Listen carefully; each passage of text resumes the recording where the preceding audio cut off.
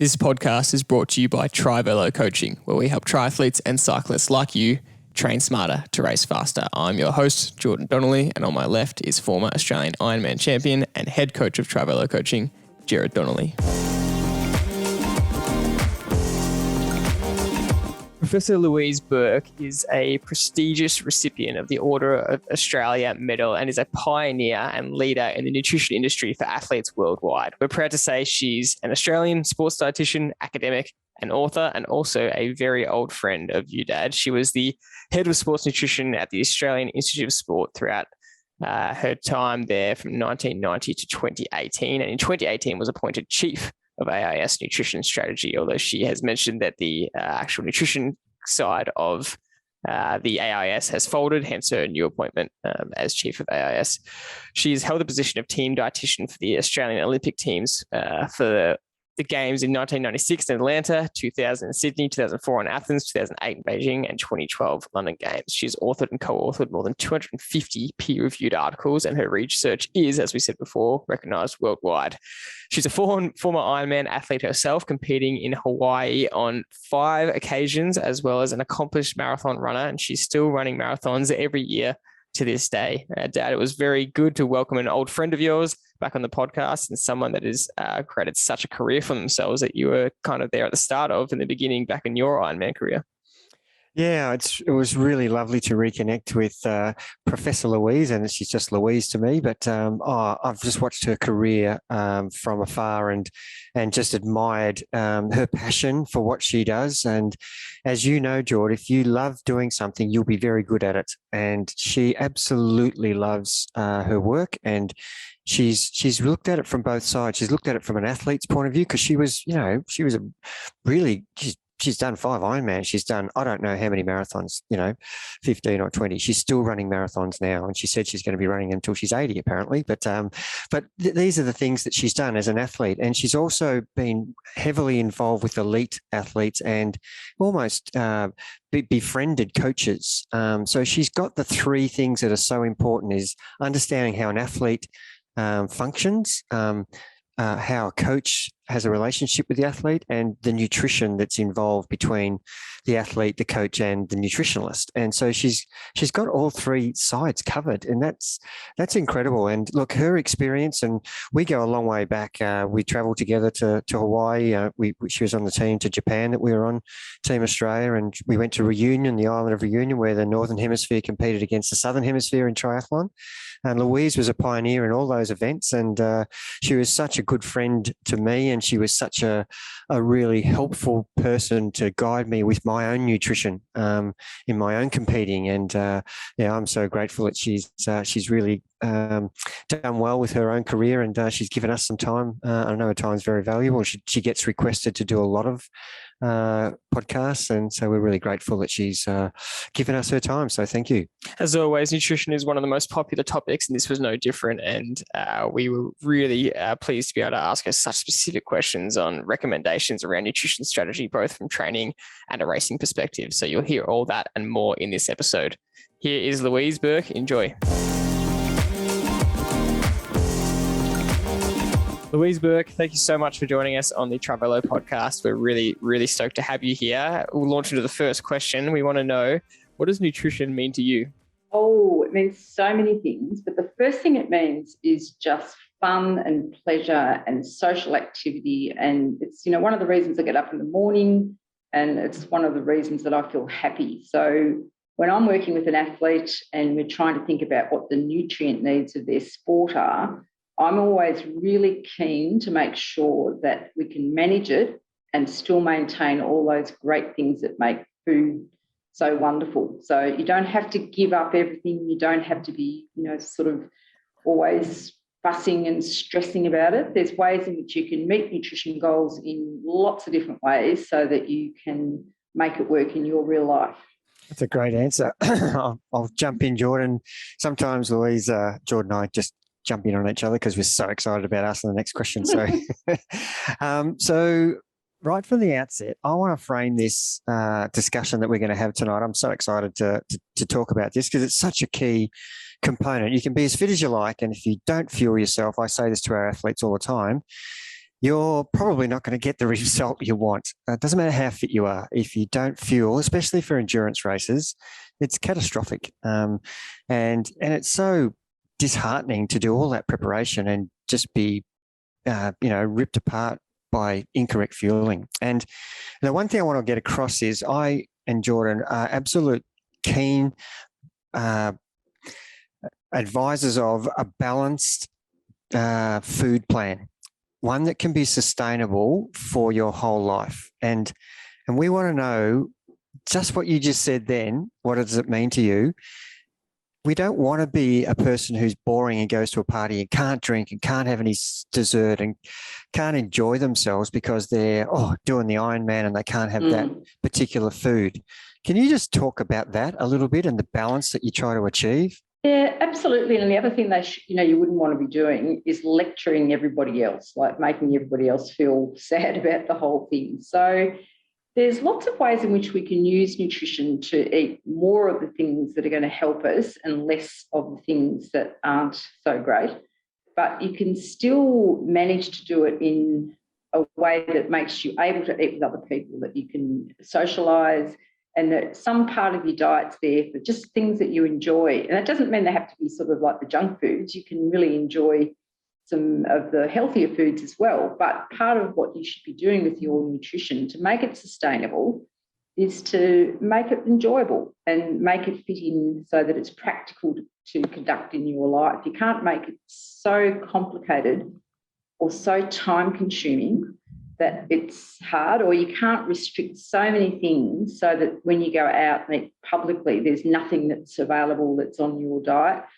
And, you can't, spend so much time putting it together that it's just not feasible to be used. So that's the first thing. And the next thing I think that's a really good thing to know in ways in which we've evolved sports nutrition is that I think when I started as a sports dietitian, I had this idea that there was going to be this perfect athlete's diet and you've got it, and then you just repeat every day, So you train, eat, and you just do the same thing. Once you've got the magic secret ingredient of your menu, it's just repeat. Whereas now we know, just like your training, you do something different every day, and every training session you do, even at a sort of recreational level, it's got different goals. And so you need to keep manipulating and adapting what you're eating from day to day so that it's really thinking about what am I trying to achieve today and how does my training differ from yesterday? So what do I need to eat differently? So the amount that you eat, the amount of carbohydrate that you eat, how you space your carbs from where the protein is, it all changes, not just between athletes, but within the same athlete from day to day, depending on what their goals are. And so if you can understand that principle, that's really sustainable as well, because then you're never going to set yourself up to overdo it or underdo it. It's going to always sort of track what you're doing with your food plan. And you said before that athletes can come unstuck when they don't fuel themselves properly, but they can also try and look for too much from nutrition. Like I know lots of athletes that undertrain, and then they think that if they just fuel more during the race or buy some special supplement or sports food, that's somehow going to translate all the mistakes or the lack of training that they did and overcome it. So you've got to think about it, you've got to really hit those targets properly and neither overemphasize nutrition where it's not a limiting factor or underestimate how much nutrition is going to play a role in your performance.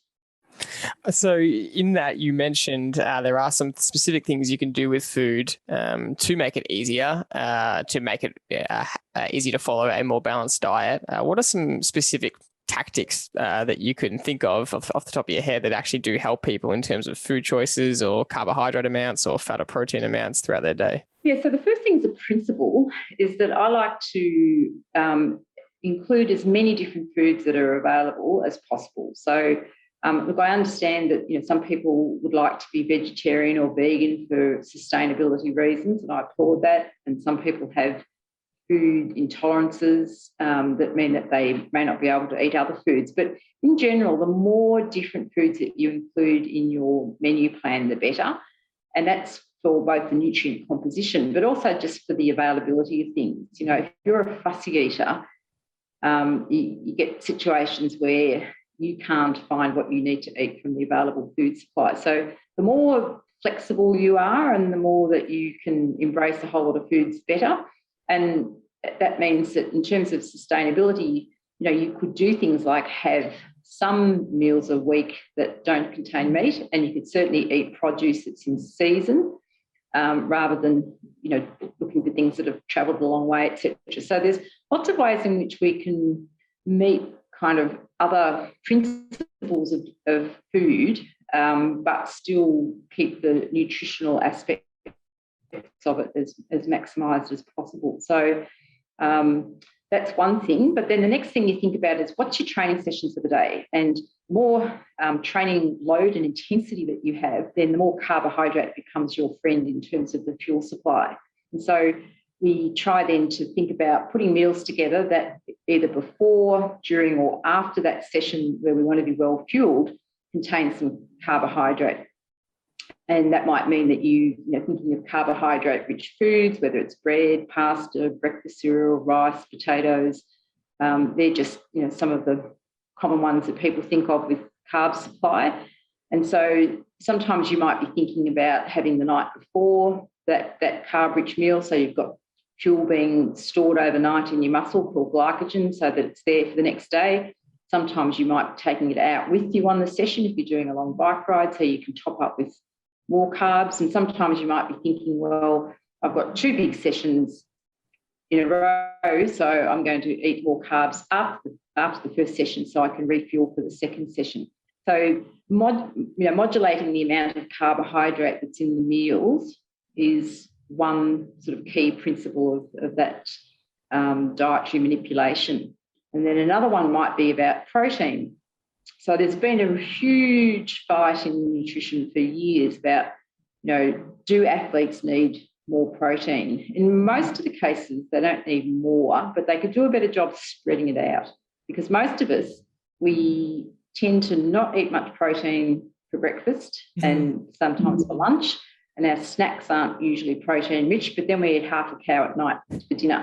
And so we get enough protein, but it's just not spread well enough so that our body's got access to the amino acids that it needs to keep synthesizing protein over the day in our muscles and other parts of our body. So what we want to do is to try and think about having some protein after key training sessions, particularly if you're doing weights or you're doing, you know, strenuous exercise, so, you know, a high intensity or a long session where you're causing some muscle damage. After that, you'd like to have some protein in the recovery snack, and generally just spreading it over the day. So a bit more at breakfast, and, you know, making sure that your lunch is probably a bit more protein for most people, and you can then afford to cut down a little bit at the evening meal so that there's more room for the carbs that you might need for the next day. So that's just an example of how you might think of 2 of the important nutrients and just spreading them a little bit differently according to what you need. That's absolutely brilliant. I guess the golden question then follows, and I don't know how you can go about answering this, but let's talk about any type of training day. How much do I have pre-training? How much do I need during training? And how much after? How do you even go about working that out for an individual? Yeah, well, it's a bit about what the training session is and what you're trying to achieve. So if you're trying to perform as well as you can in the session, and you want to have some intensity, some quality or some duration there, then the carb story is important. So, you know, it might be this morning's training session. It might be that you're going out and doing a long run on Sunday morning. So that means Saturday night's meal should really then start thinking about the fueling process. And then you can choose whether you have breakfast or not in the morning. If you want to be totally well fueled, then having some brekkie before you go out and do the training session makes sense. And you might even take some more carbs with you on the run or ride or whatever the session is. But there's another sort of approach to carbohydrate, which is to say that if you try and do the session without carbohydrate support so that you're underfueled, that actually provides an extra stimulus to your muscles to make them adapt to that session better. Now, they don't train as well, so you wouldn't be choosing a high-quality session to do that. We call this the train low idea. And so if you were doing that longer session, I wouldn't go too long because you probably wouldn't finish it and it'd be just so miserable that you'd probably give up sport altogether. But if you said to yourself, what I'm going to try and do is train smart with this session, it's just a recovery session. It's just going to be, like an hour ride or a 40-minute run or whatever. But what I'm going to do is I'm not going to have a lot of carbs the night before. I'm just going to eat sort of meat and chicken, whatever, and veggies for dinner. And that next morning I'm going to get up and I'm going to do it fasted, get that session done. Then because you've done it without so much carbohydrate being available, you might feel a bit less sippy, but the muscle adapts and gets more out of that session than if you'd had the carbs. So what we do with sport these days is try and think about sessions and periodise what the type of session is going to be and periodise the nutrition support around it. And it's kind of this new idea that sometimes taking away the nutrition support can help the muscle adapt, even though it's not doing a great job of doing the session. But so then you balance it up with having other sessions where you're really well fueled so that you're getting the quality from those sessions.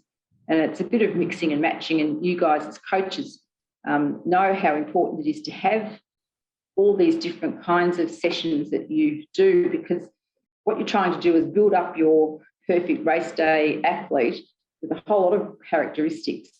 And each of those characteristics comes from a different type of training. So you're sort of like the conductor of the orchestra, and you've got all these different instruments all working together to finally produce the music on the day. And so just as you choose the training sessions to do that, we can help that a little bit more with the way that you put nutrition around it.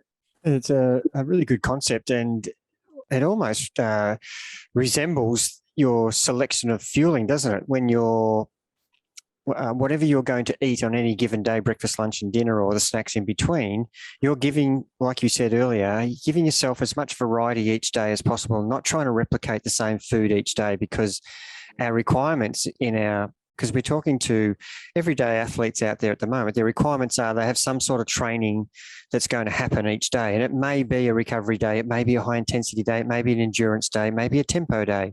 So just like we want variety in our food to get all of the right nutrients, we have variety in our training sessions. So they almost have to mimic each other, don't they?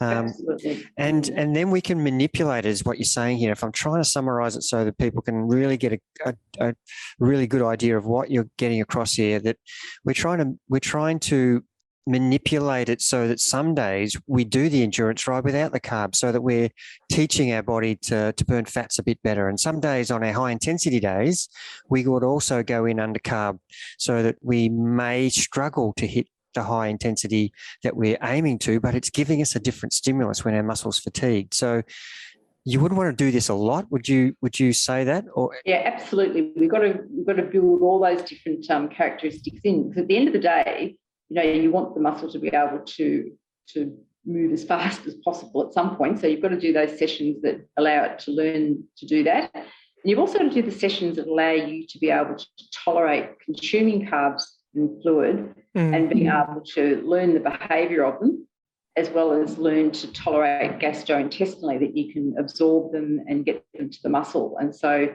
that's all practice as well. We sometimes forget that our gut is just another thing that can be trained. And so you really need to practice all those sessions, even down to what actual things you're going to have during the race, because there's evidence that we tolerate and we learn to absorb and empty the things that we're used to having most. So even though you might say, I'll just have carbs, doesn't matter what sort, for this training session, that's good. But then other times you might want to think, what's going to actually be in that race? What is the brand of sports drink, or what are the things I'm going to carry in my pocket? So that those are the things that you've trialled. And then both behaviourally that you can manage it, and and from the point of view of your gut, that it can tolerate and empty it. And so all this stuff's got to be practiced. And I mean, I think back to some of the sessions we did back in the day,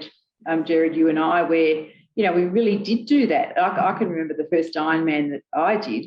There wasn't any such thing as sort of sports drinks and gels and things, but we found out that in Kona they had guava jelly sandwiches at the aid stations. And I can remember getting guava jelly, just jam made from guavas, sent over it, making up sandwiches and taking them out on the bike, and because you wanted to actually practice the real thing. Yep. So, it's such a good point. And not only practicing what fuel you're going to do on race day, but practice it against the exact intensity of your race day. And can you talk to that a little bit? Because I think people are really underestimating how important that aspect of the practice session is. Oh, absolutely. And look, some of it's behaviour and some of it's physiology of your body. And don't underestimate the behaviour, because another funny story from way back, I remember when I did my first Ironman, and I didn't really ride bikes prior to that. And I remember developing this sports drink because, you know, there really weren't a lot of commercially available ones then. And I felt so smug on my bike, you know, when I got to the bike after the swim with my special sports drink on it. But I hadn't learnt to ride the bike well enough in a group so that I could take one hand off the handlebar and get it out of the feeding cage. And so I didn't drink a thing for the whole bike, because it hadn't occurred to me just to learn the behaviour of doing it, or doing it under the pressure of that intensity and with all those other people around me, where I never had really good bike handling skills. So you've got to learn those behavioural and time and concentration tactics. You know, you've got to train yourself to remember to do the feeding, and then at the same time you've got to train your body to be able to like it, to swallow it, to empty it from your stomach into your intestine, and then absorb it from the intestine and send it down to your muscles. So if you haven't done any of that stuff over and over again, it's not going to happen on race day, because you haven't adapted your body to do all that stuff. A bit of the advice around gut tolerance can come off as generic and even just trial and error. Is there any, I know you've done so many studies, are any of them on how long it takes your gut to learn to tolerate something? Is there any kind of framework around how that process actually works? Yeah, look, I don't think the studies have been done so systematically that says 13.5 days or 12.6 times is the magic number. We've certainly looked at 2 weeks as an ideal, and it does work in that period of time, but that's for athletes who probably came from some background and over that 2 weeks had a large number of training sessions to trial it in. So it might take a bit longer for a recreational athlete who's not doing that many sessions. And also for someone who's done no eating at all during exercise, it may take longer. And it may be that you start off with smaller volumes or lower concentrations of what you're trying to have, and then gradually build up so that you can tolerate the full load. And it is a lot of trial and error, and not everyone's individual. Like we do find, even when you put people on a gut adaptation program, you'll find that some people are just much better than others at the end of it, but everybody can improve. And so that's the idea, finding the level that's comfortable for you that you can manage in the race scenario. That's really great to know. And before we continue with a lot of the scientific advice, I do want to circle back to what we just spoke about with some of your experiences in the 80s and early 90s. And talk us through, I asked you off air, do you remember some of the studies you did with Dad? And you jokingly said, how could we forget? I know the listeners will be dying to know, what was some of the stuff you were doing back then? What were you trialing? Like you said, it was all very new. Sports drinks were barely even on the market. What was that experience, and why was it so memorable? Well, I've probably got the opportunity to apologise to your father because I had lots of ideas, but I wasn't a very good scientist then in terms of implementing them in the lab. I had this idea. Can I just say before you start that we were at the mercy of Louise because we knew nothing and she knew something, and that was better than knowing nothing. So we totally trusted whatever she told us. We were blindly following, and little did we know that at the time, everybody is learning, everybody's experimenting. We don't actually know until we try it. So I just want to put that out there before you start this story. Anyway. And you were very generous, let me say. So back in the 1990s, the options with sports drinks were few, and they were both mostly based on sugar, so glucose and maybe some fructose. But it was these very simple carbohydrates. And one of the problems that people were experiencing was that emptying large concentrations or very concentrated drinks often led to gut upsets. And so the problem was then that you felt terrible and you could have been sick during a race, but also it was stopping what you were drinking from actually getting to the muscle. If you couldn't empty it from your stomach to your intestine and then absorb it, then it was kind of not really being nutrition. It was just making the road coloured. So there was some evidence that if we could use more complex carbohydrates to use what was a polymer, so glucose is all joined together, then they were emptied from the stomach into the intestine more quickly, because even though the same concentration was in the two drinks, the one that was made up of the polymers had less individual bits to it, and it would empty more quickly, and then in the intestine it would break down and it'd send all those carbs to your muscles. So there were some drinks being produced, and they were made from these glucose polymers. So I had the idea, what if you could go even more complex, like a starch, so that these concentrations of carbohydrate would seem to have lots of carbs but few individual components of it until it was in the intestine. And so I came up with the idea, let's develop a drink that was based on starch. So we bought some potato starch and had to boil it up to make it, first of all, sort of tolerable. And we made a sports drink based on this. And I had some colleagues, some very, very trusting friends come in, and we did 2 trials, one where we had this new drink and we were looking to see, could it allow the athlete to go longer, but could all the extra carbs coming in from the drink rather than from the muscle help you to save the muscle glycogen stores a bit longer so that you could have more of them towards the end of the race when they might be useful. So I actually talked Gerard into having a muscle biopsy to see whether the amount of glycogen that was being used during this exercise was spared when we had the starch drink. So I had, I think, 10 of very trusting, very elite athletes come in, and we had wind trainers all set up, and we had people in a sort of a circle trying to do the time trial, drinking. And of course, I'd cooked up this stuff on the stove. That's amazing. And I thought, it doesn't taste very good. So what can I do? Oh, I'll just put some lemon essence in it. That'll do. Thinking that there's food companies that have experts in food technology who spend months and years coming up with the perfect flavour. And that's how they make normal sports drinks and soft drinks. But I just sort of dreamed it up on an afternoon on the stove at home. So anyway, we found there were some benefits to having the starch, and we then were able to get a sports drink company to make it up in real life. So did we find some benefits? The 2 weeks, one, just to help the listeners understand what Louise put us through, was, I think it was 120K on an old Minolta wind trainer, and you made it a competition, which was very clever of yourself. And we were in teams, and I remember you saying that the fastest 2, and you didn't know who your partner was. That was one of the other things you did. You went into this in very good detail, so that we were just making sure that we were competitive and really pushing ourselves. And 1 week we were on the placebo, and 1 week we were on your cooking from the kitchen concoction. And the first week I remember crawling off my bike after 120K and Andy having to drag me to the car somehow because I could hardly walk, and thinking, I hope like hell I was on the placebo this week, because if this is what's going to happen next week and I was on the carbs, I'm in trouble, and I don't even want to do it next week. Anyway, the result the next week was incredible.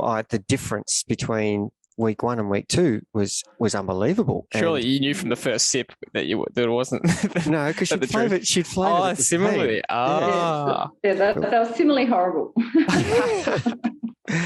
She's done a great job. And, wow, yeah. And but it's so fun to listen to this reminiscence, because I look now and think of all the things that you do as a scientist, the hardest thing you'll ever do is measure performance accurately, because you really have to trust your participants to put 110% on the line.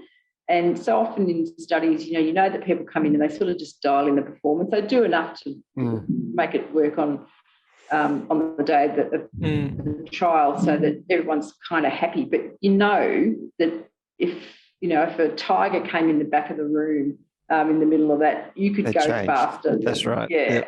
Yep. And so the fact that even back then I was thinking of all these kind of tricks to make people really competitive and to perform truly as hard as you can get, that's the fun thing I like doing now. And then talking us into having a muscle biopsy in the middle of the test, like. Yeah. So for those who don't know what a muscle biopsy is, explain, Louise.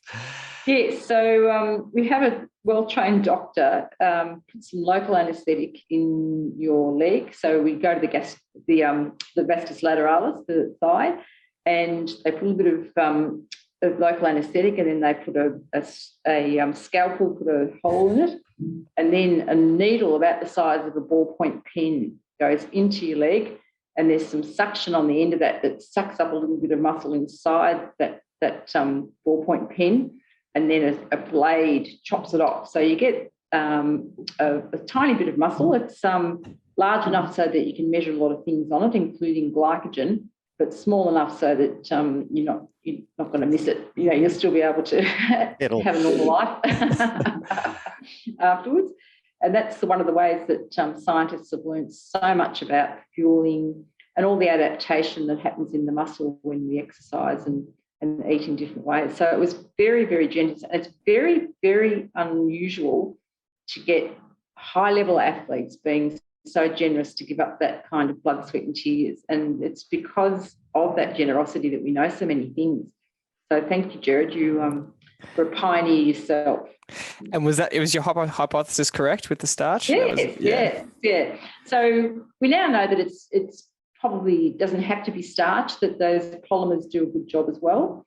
And now we've even moved on further with the commercial sports drinks. There's now these hydrogel ones where it's not so much the carbohydrate that changes, but they're now manufacturing them so that they're coated in a gel, which allows them to sort of slip through the stomach, and then when they get into the intestine and the pH, the acidity of the intestine is different to the stomach, the gel breaks down and then the carbohydrate can be absorbed. So it's amazing when you think about it's just carbs. Like it's not rocket science, if you like, but the amount of technology that's going into trying to make those carbs get through the body to the point of fueling the muscle more quickly with better gut tolerance. There's a lot of work that's still going on in there, and still new things to find. It's absolutely brilliant, and I'm sure I found the study today. I was Googling Louise Burke's study from 1990-91, trying to find it. I'm sure I found it because I found the one with the vastus lateralis biopsy in there. So although the participants are obviously anonymous, so you can't know for sure, but I'm sure I did find it. I tell you what's really fascinating these days, in that in the old, or still now, when you set up your study, you have to go through an ethics committee, and you get permission to do it, and part of it is about keeping the subjects, the participants, anonymous. These days, when I'm doing studies, particularly with elite athletes, they're all on social media and they're blogging and tweeting and whatever about what's going on. And so this anonymity is just got out the window. Everybody knows what's going on, and sometimes your study becomes famous because of the stories that people are writing about it. So taking back to the training, and I really want to hone in on this point of the idea of figuring out how much, because you can search for calorie calculators online, and you don't find much about what should my race day calculations be. But we'll stick on the training for now.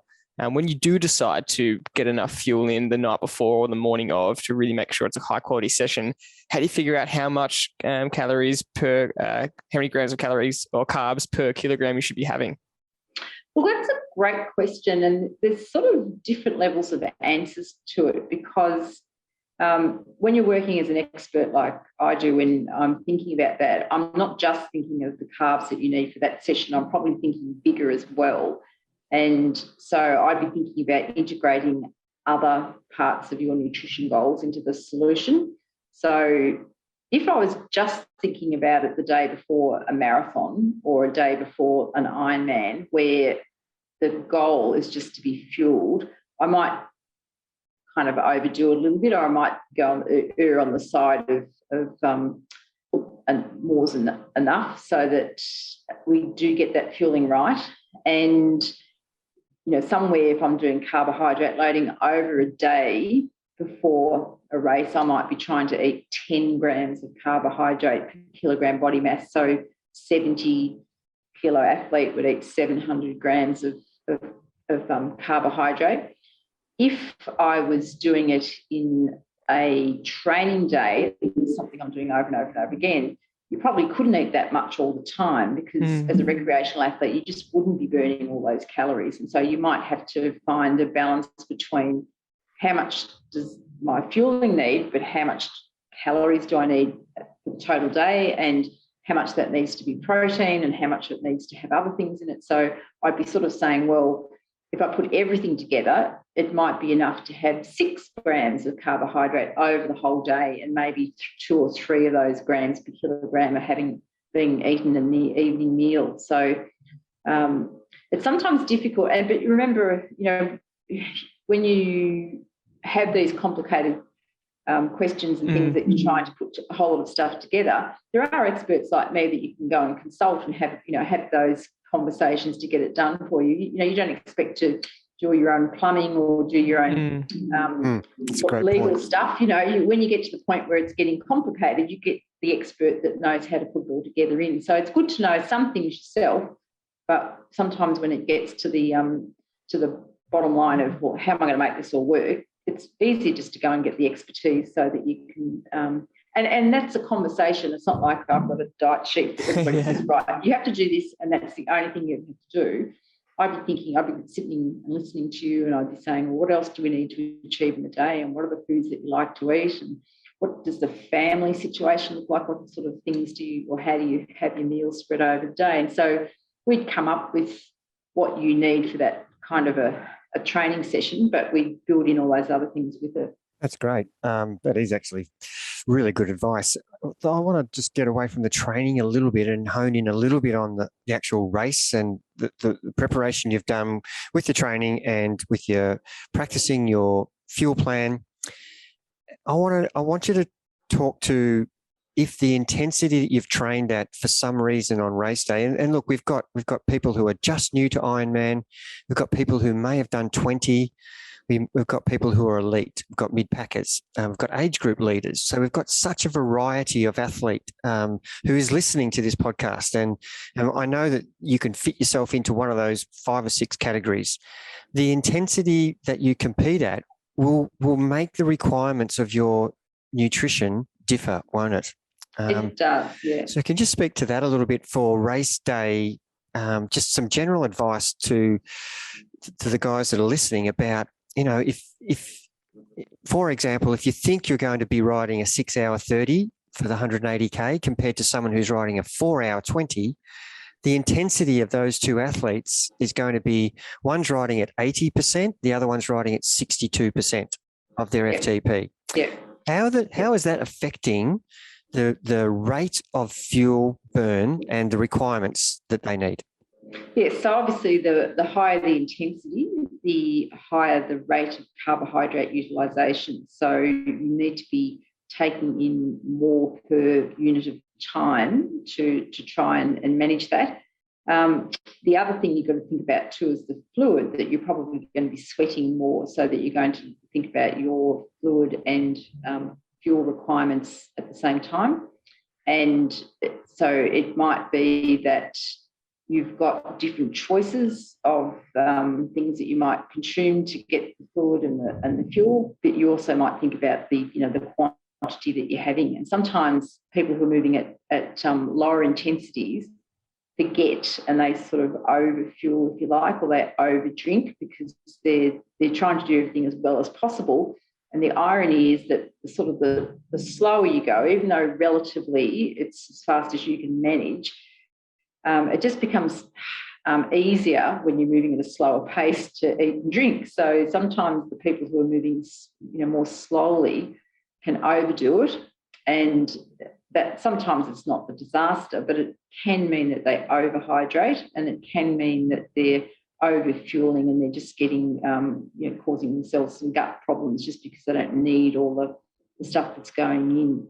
But, the fact that you're going slower and it's just easier, and sometimes, people who are recreational and doing some early things and they're just happy to finish, they stop for a chat at the feed zones because, they like to sort of pace themselves a little bit, and sometimes you sort of get yourself from one aid station to the next, and when you get there, you like to have a bit of a stop just to get yourself back feeling better. But that can sometimes make it more likely that you're overdoing the food and fluid intake just because it's easier to do it. Not always, but that's just sometimes a thing that people don't think about. It's much easier to think that athletes always need to be pushed to have more, but there's often situations where you're suggesting to athletes that they've really got plenty, and that maybe even backing off a little bit might be more helpful.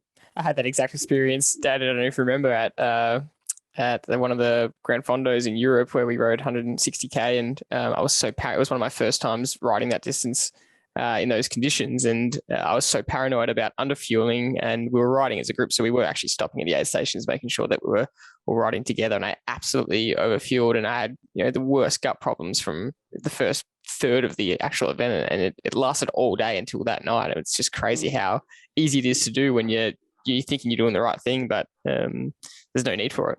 Yeah, that's a great anecdote, and it's amazing how often it does happen. As I said, we're sometimes thinking that our role is to tell people to do more, to do better, but sometimes it's pacing yourself more appropriately. You probably find that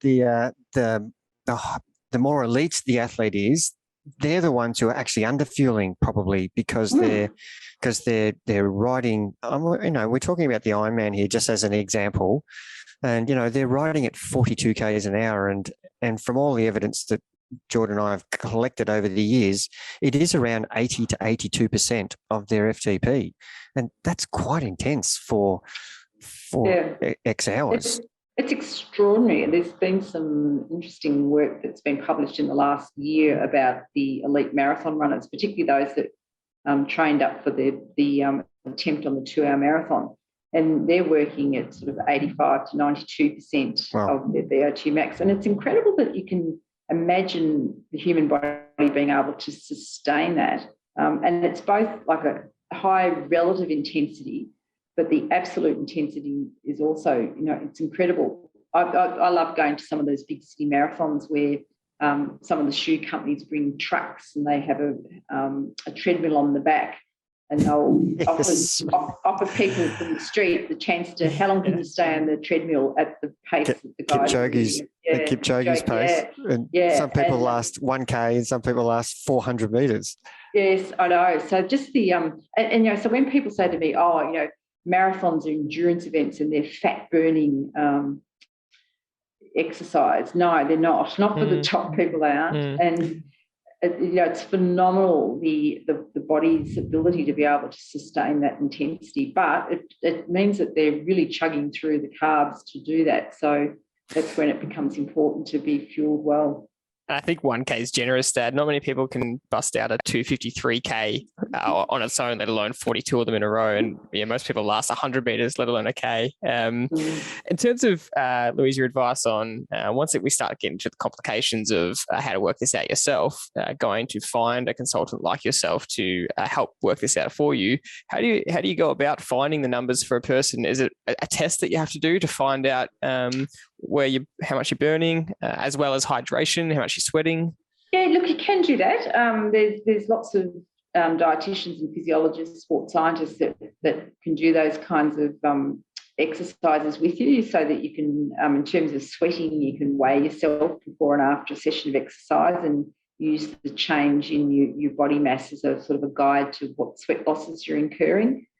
And, you can have some measurements of the carb burning you can do on a treadmill or a bike, and you can collect the gases just like you do in a max test, and that'll tell you what fuels you're burning. So you get a bit of a feel for that. But, sometimes it's just through trial and error of how you alter your diet, and then see how the quality of your training and your ability to recover goes as well. So it's sometimes you need both pieces of information, because you can work out what's happening in one session in lab and work out what the fuel cost of it is, but that's just one session. And so when you're thinking about how it all goes together and integrates into the periodised plan, sometimes it's more the outcomes of how the training is going and where you're able to recover, and it's putting both the inputs and the outputs together. You're a big believer, from all of the stuff that I've been listening to over the years, that it's a learnt thing. Everybody's individual, and what works for you may not work for the person training for the same event at the same level or standard. And you're, correct me if I'm wrong, you're absolutely saying it's you finding out what works for you along your journey, and you're learning as much from the coaches as you are from the nutritionalists, and you should be working together with each other, rather than the nutritionist saying, here's your information, not even talking with the coach. The coach is giving the strategy for the intensity you're going to ride or run or swim at, and the nutritionalist is, and they're working separate. And your philosophy is, no, they need to work together to get the right outcome. Absolutely. I love coaches and I love athletes. I mean, I learn just as much from them as I do from the science journals. It's, putting all the bits and pieces together. And the thing about coaching that's never really appreciated is just how much it is an art as well as a science.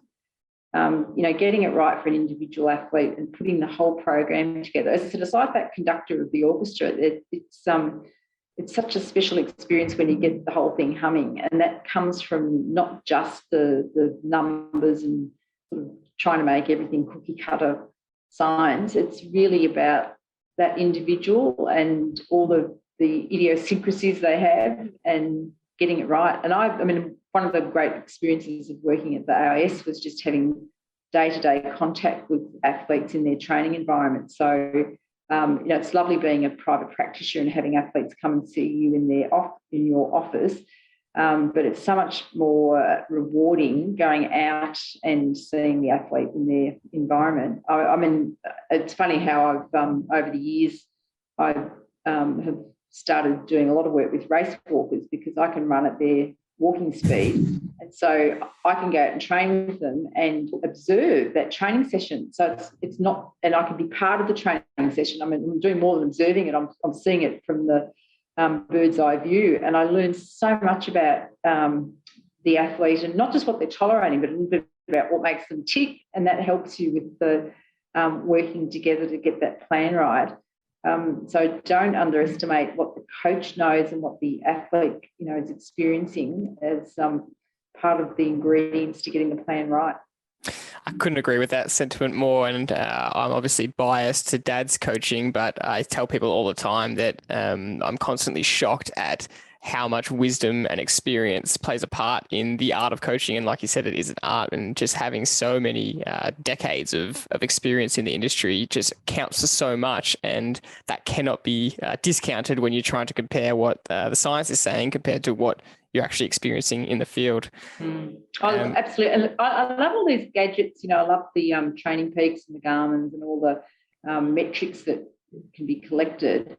And that's, part of your toolbox, but it never replaces that personal interaction that you have with the coach and with your fellow athletes. And I think the best thing that you can do is to have that coach relationship and be part of a squad and get everything out of it, because all the stuff that you can collect on yourself with wearables and download on a program and look at, etc., that's one part of it, but you just cannot replace, like as you said. I mean, I've just remembered a whole lot of things that Gerard's taught me today that I've forgotten. But all those experiences and insights and just as you said, the wisdom. That's the bit that you can't get with some of the modern science stuff. And I sometimes feel a bit sad that people are just sort of taking up platforms as being the replacement for the human interaction, rather than seeing it as just a tool to aid that human interaction to be better. So you've given us a great starting point. For example, pre-race day, 10 grams of carbs per kilogram of body weight, for example, and it could be 6 to 10 depending on the requirements of the event the next day. But that is a great starting point, because you have to start somewhere, especially when you go to see a consultant and there is going to be some trial and error involved. We want to know whereabouts we can start. So what about pre-race in the morning and during the race? What are some of the benchmarks we can start with grams of carbs per hour or total calories per hour? Yes. So look, it depends with the pre-race, what time of the day the race is and how much you're trying to use that to keep fueling. So, somewhere between 1 to 4 grams per kilogram is sort of the scientific benchmark. And if you've got an early event, 1 might be enough. But if it's a long event, like if you're doing a marathon or a 50K race walk, I'd probably get up a bit earlier and have 2 to 3 grams, just so you've got a little bit more fueling still happening. And then during the race itself, we aim for anything between 30 and 90 grams an hour, depending on the duration of the race and how much fuel is going to be burnt. So if I was doing, say a long ride, but I'm only doing it, as you said, the 60% of VO2 max or FTP that you're talking about, then I probably would aim somewhere between more 30 to 60. But, when I'm working with the really elite athletes who are working at such a high intensity, we're trying to get the 90 grams, which is easy enough, not easy, but it's more easy to do in cycling and race walking than it is in running. Running, because if you've got that constant joggling of your gut, makes it quite difficult to tolerate that amount. Not impossible, but sometimes you have to say, well, that might have been nice on paper, but the reality of what I can manage is going to be a bit less. And so that you put that to perspective also of what the event is, because if you're doing, say, a cycling tour, then not only is that fuel that you're having on the bike contributing to today's fueling, but it's also adding to tomorrow's fueling as well. So you might be a little bit more aggressive because you're trying to just keep the total calories and fueling up for the bigger picture. So there's a bit of modification that can happen, but they're generally the sort of the ballpark figures that we start with, and then just keep manipulating till we get it right for the individual. And is that, sorry, Dad, I know you're about to ask something. That's right. But is that's maintained based purely on intensity and not duration of the race? So they go together sort of, because if you're moving at a higher intensity, the race is going to be shorter for you, if that makes sense. Because sometimes people think, ultra endurance, I'm doing a 10-hour, 12-hour, 24-hour event, I've got to keep the 90 grams up per hour for that period of time. But of course, the intensity is much lower, so you really don't need to be that aggressive. So you've got to, there's a sort of a happy medium. And it depends on the race. But when I work with the 50K race walkers, they're doing a 3.5-hour event, and the 90 grams per hour is really needed for all that period of time. Whereas, when I'm doing a marathon, it's taking me 3.5 hours, and I'm not going anywhere near their intensity, so perhaps don't need as much going in. But look, that's sort of trial and error that you learn, and it's about what you can manage and how good you feel and what your performances are looking like, and whether you're able to keep the intensity up right to the end. If you're starting to tire in the race, it could be that you don't have enough fuel towards the end. So there's a whole lot of things to put together. Yeah. Good. Well, I think that's a good point to get to this next level of what we want to discuss now. And one of there's a whole lot of questions I'd like to ask, but one of the key ones is just your opinion of solid fuel carbohydrate versus liquid, and the pros and cons of having it during competition. Yeah, so you've got to think about fuel and fluid being separate needs that often go hand to hand, but sometimes don't. So if you're doing an event that's in really cool conditions, then you might have carbohydrate requirements that are greater than your fluid needs. And then if you're doing an Ironman in Kona, you need to have more fluid than the fuel requirements that you have in other races. So when you're having a liquid form of something, you're sort of getting more fluid than fuel, if you like. And then as you start concentrating it, I mean, some of the sports drinks, some of those, the newer sports drinks made for the high caliber athletes are getting very concentrated. We're getting 16% concentration drinks rather than the 6 to 8% that you'll see as the general sports drinks. So, but the liquid's still contributing to fluid needs. Once you start getting into things like gels and the confectionery, the sports chews and gummies, then you're starting to get more carbohydrate than the fluid side of things. Now, you can obviously just have some water with it so that you can get it back into alignment again. But sometimes people like the concentrated carb sources because you can, in a very short period of time, just gobble it down. Like a lot of the cyclists like to have things in their back pocket, and rather than having to drink a whole 600 mils of the sports drink to get that fuel concentration, they can just have a gel, and it's something that can be really quickly got down when they're trying to really concentrate on the fuel side of things. And then, of course, the duration of the race and the length of time since you've had your last meal sometimes means that you can get hungry if you've got a long period. So a lot of longer distance athletes, like the cyclists, or if you're doing an Ironman, in the cycle, particularly the cycle leg, where it's easier to eat things because you can sit up and you can hold things and eat them. Then sometimes people like to eat real food, so you might be having the banana or the guava jelly sandwich under those situations. In the really long events, the ultra endurance events, sometimes it becomes sort of flavour fatigue. If you've drunk 12 hours worth of sports drinks and gels and things, and all you've been having is lemon, lime and orange, and you're just really sticky and it's all sweet, then you can really look forward to having something that's savoury. So Vegemite sandwich or something might be a form of carbohydrate that comes along just at the right time, because it's providing a different taste and a different texture, and it's just getting you more interested in eating again. You're trying to keep the carbs going in, but you're just sick of what you've been having.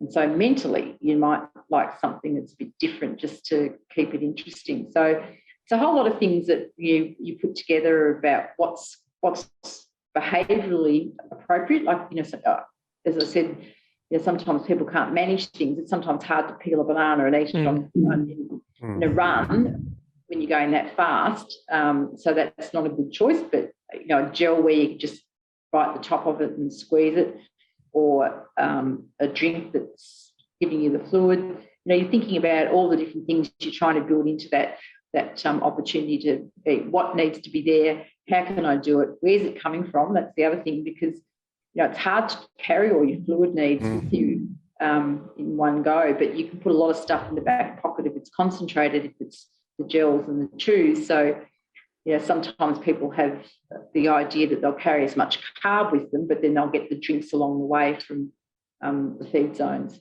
One last question on the 30 to 90 gram kind of range, depending on the intensity.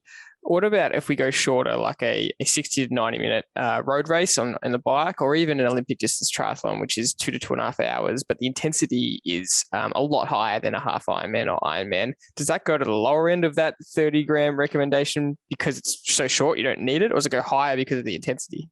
Yeah, well, it depends on how much you've been able to store in your muscles. So your glycogen is probably going to be much more important there in terms of the fuel source.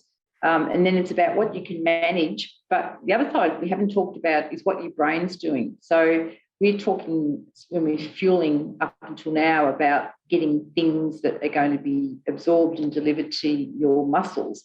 But one of the most interesting things about sports nutrition in recent times has been the understanding that simply putting something in your mouth creates a reaction between receptors in your mouth and your brain.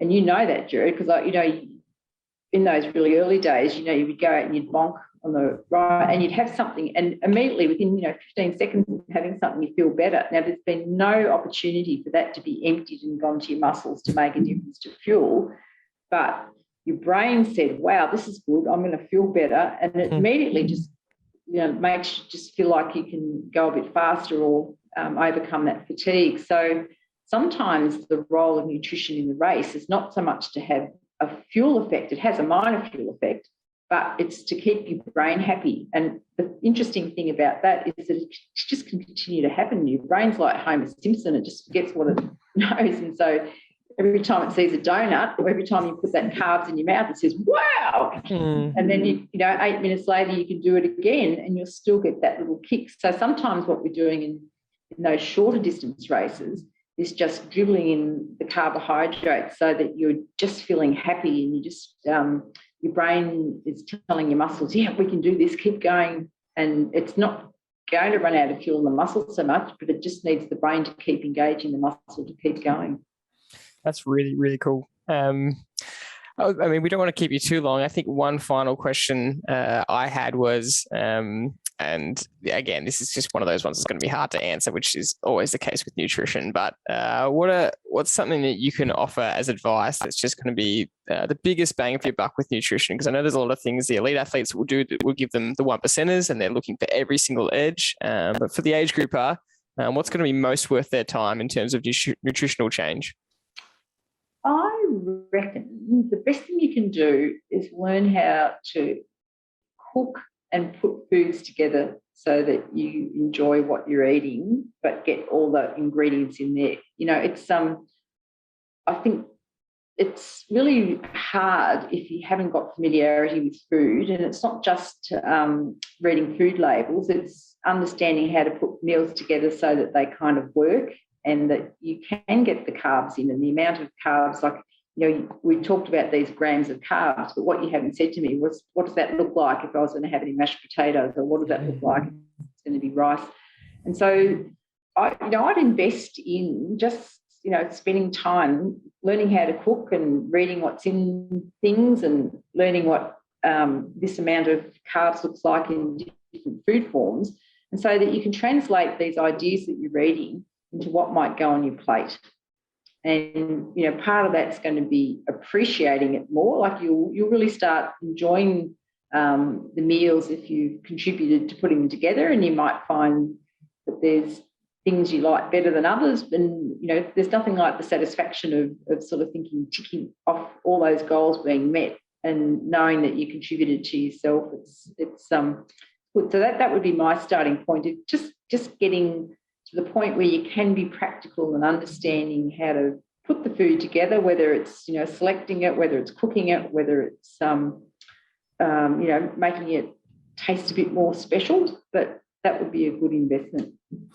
I'm really glad you said that, because I've been in the fitness kind of industry and this industry for a while. So I do have that knowledge of what food actually equals a certain amount of grams of carbs or fat or protein. But I would recommend, and I would wonder if you would agree with this, that you do learn how to calorie count. And that's not to keep track of your calories, because that can be a kind of downward spiral mentally sometimes for people, but just to learn what's in each food. Because when you cook dinner, if you actually learn what this amount of potatoes equals in terms of grams of carbs and total calories, and this amount of meat and this amount of veggies, then you do learn what's actually in all these foods. And like you said, when you do put them all together, you have that knowledge. Would you agree with that? Yeah, look, not just the calories, I think all the different sorts of things, like understanding what the protein looks like. We know, what does 20 grams of protein, if we say that's a target, look like, and where am I going to get the calcium, etc. Because then, because I think sometimes if you're just thinking about the calories, you can end up thinking, I could have 4 Tim Tams,